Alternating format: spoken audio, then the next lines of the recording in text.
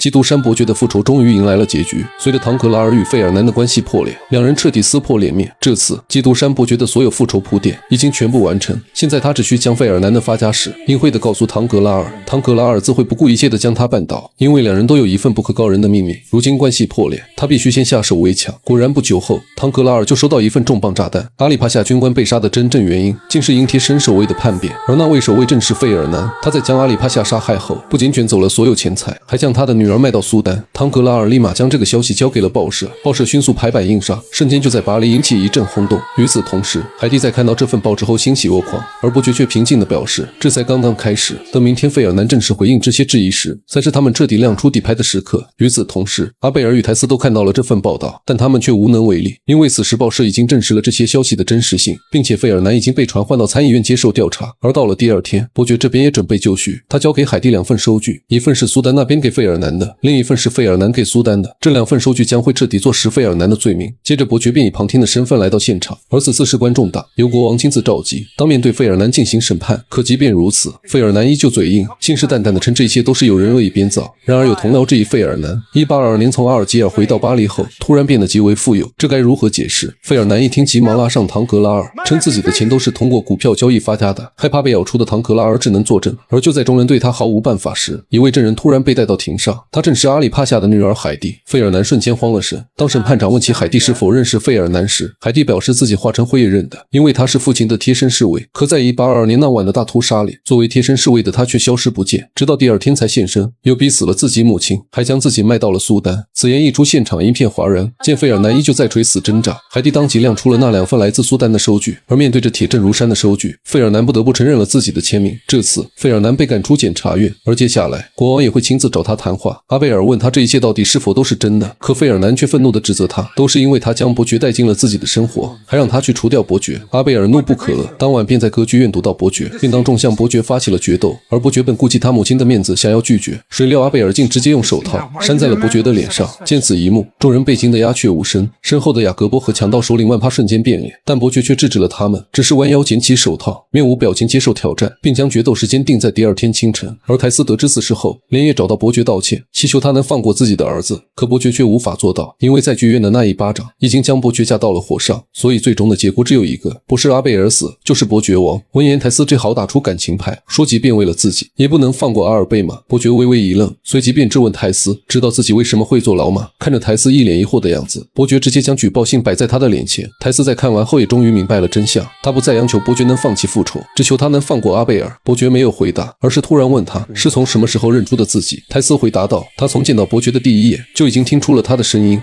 The voice never changes. At first, I denied it was you, but love speaks from the heart, not from the mind. 伯爵听后倍感焦急，最终他同意放过阿尔贝，但这并不意味着他会放弃明天的决斗。But for that to happen, I must die. 而第二天一早，随着双方人员就位，伯爵与阿贝尔的决斗正式开始。但在开始前，阿贝尔却率先道歉，因为他从母亲口中得知了真相，才明白伯爵对父亲的复仇天经地义，所以自愿放弃决斗。就这样，阿贝尔失魂落魄地回到了家里。父亲费尔南还以为伯爵已死，谁料阿贝尔却说自己对他失望至极，以后都不会理他。费尔南一头雾水，拿出宝剑便冲到伯爵家里，气势汹汹地要向他决一死战。但伯爵却不慌不忙，在狠狠羞辱他一番后，由于无意识地讲出了自己的身份。费尔南瞪大双眼，满脸的不可置信。可直到伯爵将举报信拿出来时，他才终于认命，灰溜溜地离开了。而当他回到家后，妻子和儿子都已经收拾好了行李，费尔南彻底失去了一切。最终，他举起手枪，结束了自己罪恶的一生。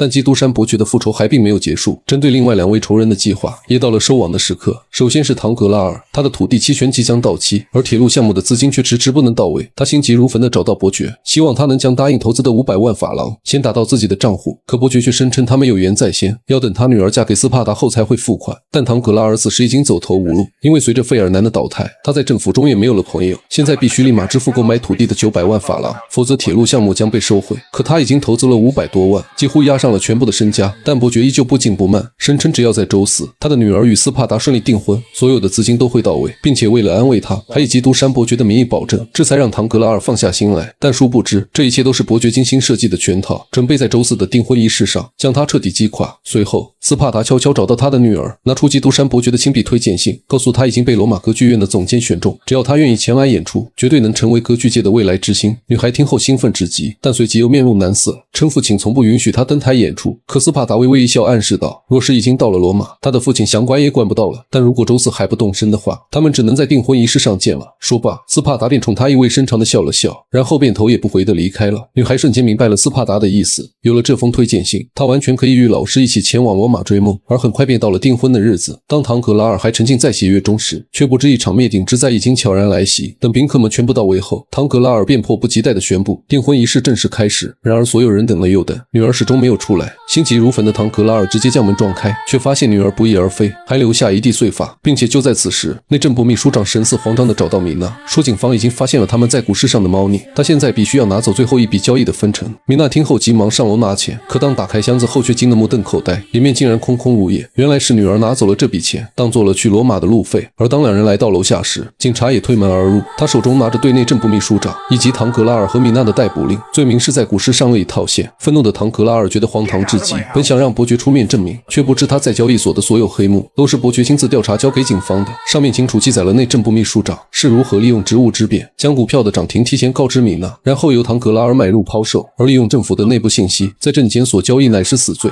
所以三人被当场逮捕。看着这一幕，伯爵如释重负，接下来他的仇人只剩维勒福了，而对付他只需在审判那位男孩的现场将接生婆当作目击证人传唤即可。所以当维勒福看到接生婆的瞬间，顿时大惊失色。接生婆缓缓开口，称自己在16年前亲手接生了男孩，而孩子的亲生父亲就是维勒福。此言一出，现场一片哗然。维勒福听后愤怒不已，说之前接生婆就以此事勒索过他，这是严重的诽谤。但审判长却制止了他，让接生婆继续讲出孩子出生后的事情。而据接生婆回忆道，当年维勒福在给他付了钱后，便将他赶了出去，还威胁他不要告诉任何人。他当时就感觉不对，于是偷偷在树后看着维勒福将一个箱子埋进地下，等他挖出来时，才发现里面竟藏着一个活着的婴儿，而他便是如今的男孩。听到这，维勒福这才意识到自己要审判的人竟是自己的亲生儿子，更想不到自己与亲生儿子竟会以这般残忍又讽刺的方式相认。最终维尔福身败名裂，面对审判长的判决，他坦然接受，并默默地退出了法院，而等待他的将是最严厉的死刑。这次基督山伯爵的复仇之路正式结束，而天下也没有不散的宴席。对于卡德鲁斯，伯爵不仅给了他一整袋的钻石，还帮他在巴黎的闹市区开了一家生蚝店，继续从事他的本行工作。而在临走前，卡德鲁斯问他是否已经赎罪。 Have I redeemed myself? You've helped restore my faith in mankind.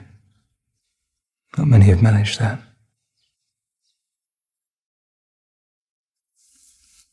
Write to me. I hope when this is all over, you find peace, Edmund. As do I. 而至于雅各伯与他的表弟，伯爵诚挚地感谢他们两人在这段时间的鼎力相助，现在可以回家了，而自己每年都会给他们寄一大笔钱，并且还有巴黎的所有产业全部交由雅各伯处理，无论是变卖还是经营，他都不再需要了。他要去旅行一段时间，去追寻内心被禁锢了14年的宁静。 Oh, when you send the money, send a little letter with it. Let me know what you're up to. When I get home, I'm going to learn how to read and write. I will.